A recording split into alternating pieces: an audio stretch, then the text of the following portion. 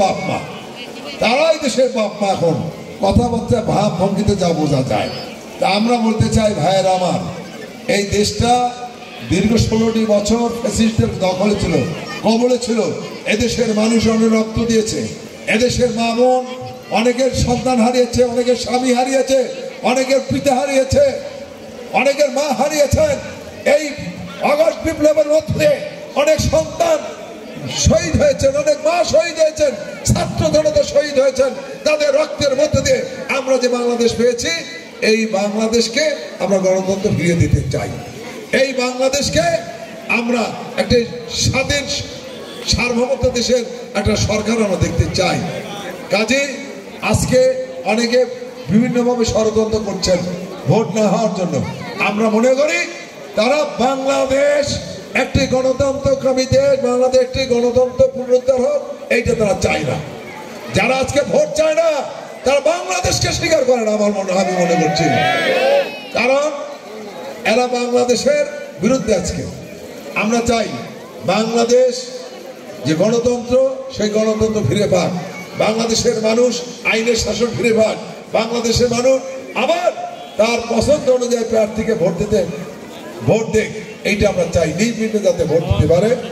আমি আপনাদেরকে সেই দলটির প্রতি আহ্বান জানাবো, যে দল শহীদ রাষ্ট্রপতি জিয়া রহমান সৃষ্টি করেছেন।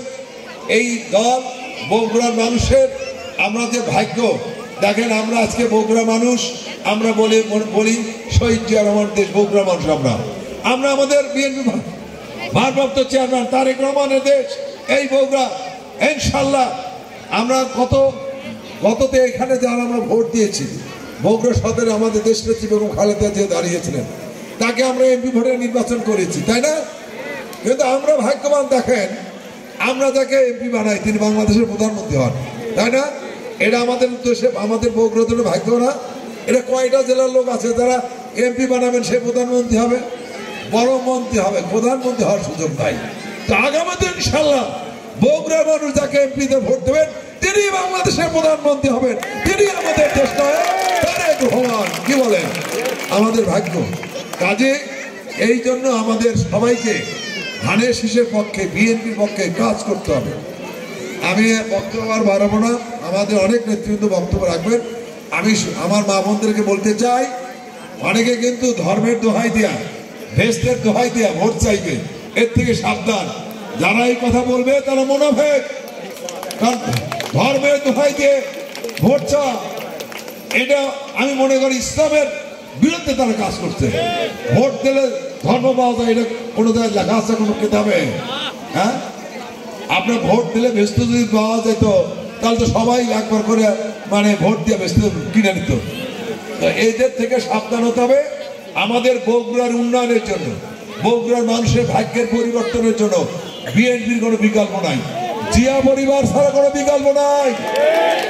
আপনার যতটুকু উন্নয়ন বিগত দিনে বিএনপির সময় হয়েছে, এই 16 বছর শেখ হাসিনা বগুড়ার সমস্ত উন্নয়ন বন্ধ করে দিয়েছে। বগুড়া কোনো উন্নয়ন হয়নি, বগুড়া কোনো কাজ হয়নি। আজকে যাই যতটুকু আজকে আমরা জানি তারেক রহমান যদি বাংলাদেশের প্রধানমন্ত্রী হন, ইনশাল্লাহ আল্লাহ পাক যদি তাকে সেই সুযোগ দেন, বগুড়ার চেয়ে আর অন্য কোনো জায়গায় বেশি উন্নয়ন হবে? হ্যাঁ, এই দেখেন তো তারেক রহমান যদি রাস্তাটা না করতে আজকে, তাহলে মানুষ চলাচল করতে পারতো। এখনই যে জ্যাম, সেই রাস্তা করার সময়